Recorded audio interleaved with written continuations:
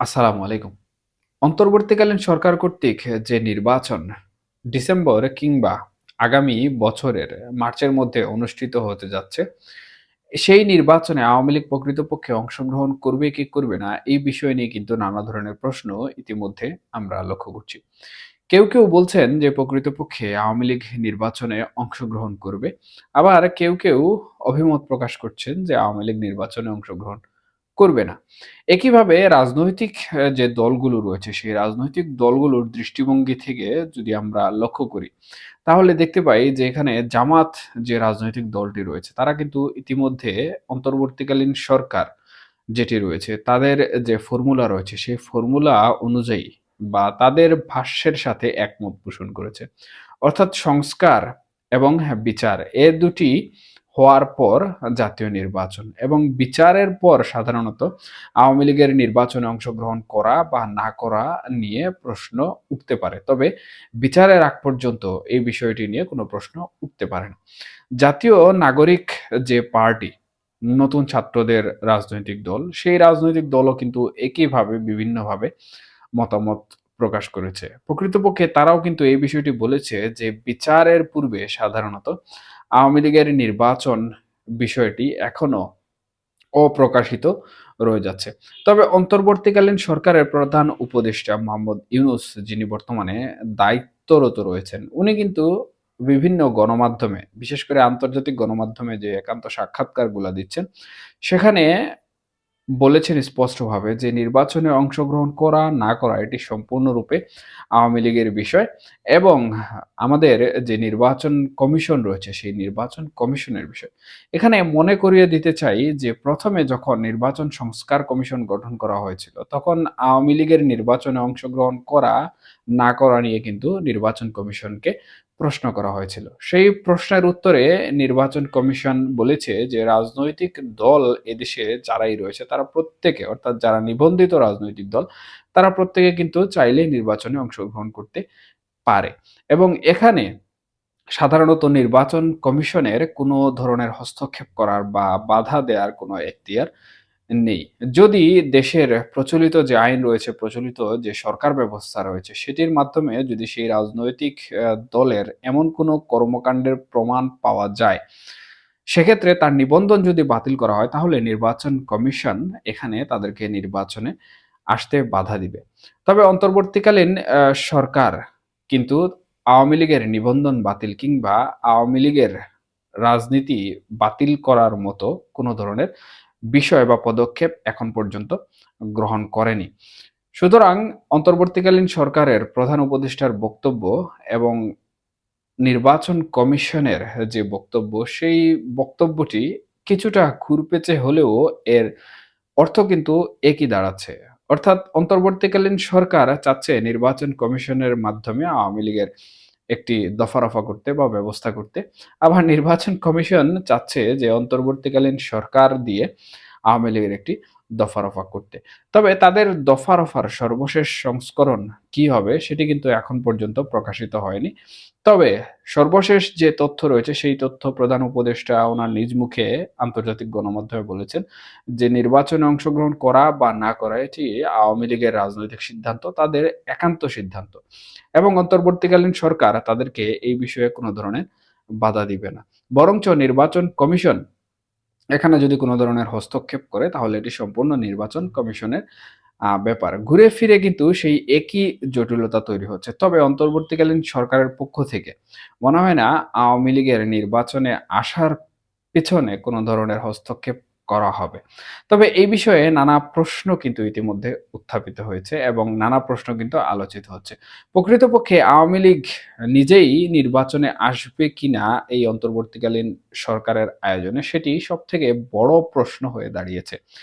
এর পিছনে যে কারণ রয়েছে সেটি হচ্ছে আওয়ামী লীগের পতন হওয়ার পর কিন্তু আমরা বিভিন্নভাবে সামাজিক যোগাযোগ মাধ্যম থেকে শুরু করে আওয়ামী লীগ নেতাকর্মীদের কাছ থেকে যে সকল তথ্যসমূহ পেয়েছি, তাতে কিন্তু অন্তর্বর্তীকালীন সরকার বাংলাদেশে সাংবিধানিকভাবে বৈধ নয়।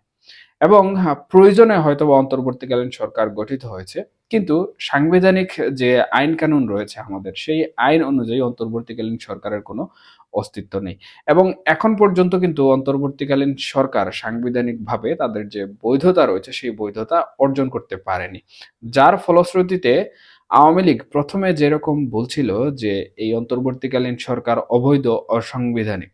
সুতরাং এখন তারা যদি পুনরায় নির্বাচনে চলে আসে এই অন্তর্বর্তীকালীন সরকারের আয়োজনে, সুতরাং তাদের এই যে প্রথমকার দাবি, সেই দাবির সাথে বর্তমান যে প্রেক্ষাপট রয়েছে সেই প্রেক্ষাপটটি কিন্তু অনেকটাই বিতর্কিক হয়ে যাবে। এখন আওয়ামী লীগের নেতাকর্মীরা প্রকৃতপক্ষে এখানে ২ টি মত পোষণ করছেন। কেউ বলছেন যে প্রকৃতপক্ষে আওয়ামী লীগ নির্বাচনে আসবে।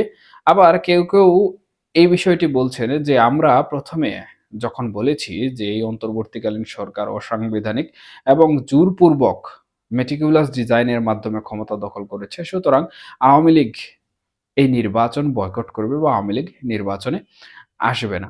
সুতরাং এই যে ২ টি মন্তব্য বা ২ টি দিক, এ ২ টি দিক কিন্তু আওয়ামী লীগের মধ্যকার মন্তব্য এবং আওয়ামী লীগের যারাই রয়েছেন, এখন পর্যন্ত কিন্তু আওয়ামী লীগের শীর্ষস্থানীয় নেতৃবৃন্দ বা আওয়ামী লীগকে যারা বিগত দিন নেতৃত্ব দিয়েছেন কিংবা আওয়ামী লীগের বর্তমান দায়িত্বে যিনি রয়েছেন শেখ হাসিনা, উনি কিন্তু এখন পর্যন্ত আওয়ামী লীগের নির্বাচনে আসা না আসা বিষয়ে কোনো ধরনের মন্তব্য করেননি। উনি সাধারণত যে সকল তথ্য আমরা পাচ্ছি বা যে সকল বিষয় আমরা দেখতে পাচ্ছি সামাজিক যোগাযোগ মাধ্যমগুলোতে, উনি বিভিন্নভাবে নেতাকর্মীদের সাথে বিভিন্ন যোগাযোগ মাধ্যম ব্যবহার করে যোগাযোগ করছেন এবং নেতাকর্মীদের মনোবল শক্ত করার জন্য তাদেরকে অস্তিত্ব সংকট থেকে ফিরিয়ে আনার জন্য বা তারা যে ট্রমায় ভুগছে সেই ট্রমা থেকে বের করে আনার জন্য নানা ধরনের বক্তব্য প্রদান করছেন, তাদেরকে সাহস যোগাচ্ছেন এবং দলের একজন সিনিয়র পারসন হিসেবে বা দলের দায়িত্বশীল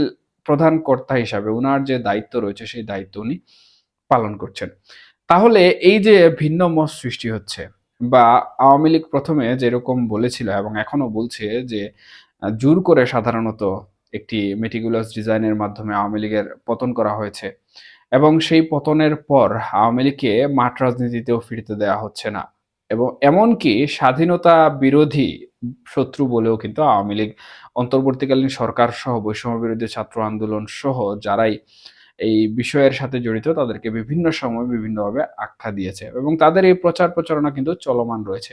সেই প্রেক্ষিতে যে বিশ্লেষণের সারসংক্ষেপ দাঁড়ায় মূলত আওয়ামী লীগ যদি এই অন্তর্বর্তীকালীন সরকারের আয়োজিত নির্বাচনে অংশগ্রহণ করে তাহলে আওয়ামী লীগের মধ্যে কিন্তু বিতর্ক সৃষ্টি হয়ে যাবে এবং আওয়ামী লীগ প্রকৃতপক্ষে যেভাবে অন্তর্বর্তীকালীন সরকারকে অসাংবিধানিক এবং অবৈধ বলে উল্লেখ করেছে, তারা যদি নির্বাচনে অংশগ্রহণ করে তাহলেই অন্তর্বর্তীকালীন সরকার কিন্তু বৈধতা পেয়ে যাবে। যদিও এখন পর্যন্ত অন্তর্বর্তীকালীন সরকারের বৈধতা বিষয়ে আওয়ামী লীগ কিন্তু জোরালোভাবেই কিন্তু একই অবস্থানে রয়েছে। অর্থাৎ অন্তর্বর্তীকালীন সরকারকে তারা অবৈধই বলছে। সেই হিসাবে আমার মনে হয় যে আওয়ামী লীগ তাদের যে অস্তিত্ব রয়েছে, তাদের যে বার্তা রয়েছে এবং অন্তর্বর্তীকালীন সরকারের যে প্রেক্ষাপট রয়েছে, প্রেক্ষাপট অনুযায়ী যে বার্তা তারা জনগণের কাছে পৌঁছে দিয়েছে যে অসাংবিধানিক, অবৈধ, জোরপূর্বক দখলদার বাহিনী বলছে অন্তর্বর্তীকালীন সরকারকে এবং অন্তর্বর্তীকালীন সরকারকে যারা বসিয়েছে তাদেরকে meticulous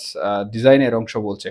আমার মনে হয় না যে আওয়ামী লীগ তাদের আয়োজিত নির্বাচনে অংশগ্রহণ করবে। বরঞ্চ আওয়ামী লীগ হয়তোবা এই নির্বাচন বয়কট করলে আদৌ যদি নির্বাচন অনুষ্ঠিত হয়, এই নির্বাচন বয়কট করে হয়তোবা আন্দোলনের কোনো পথ বেছে নেবে অথবা আওয়ামী লীগ নির্বাচনের পূর্বে যেহেতু এখন নীরব অবস্থায় রয়েছে সেহেতু ধারণা করা যাচ্ছে যে আওয়ামী লীগ নির্বাচনের পূর্ব সময়ে তাদের দলকে সুসংগঠিত করে ঐক্যবদ্ধ হয়ে মাঠে নামবে এবং সেই আন্দোলনের প্রেক্ষাপট হবে সাধারণত নিরপেক্ষ নির্বাচন বা সাংবিধানিক ভাবে যে নির্বাচনটি বৈধতা পাবে সেই নির্বাচন।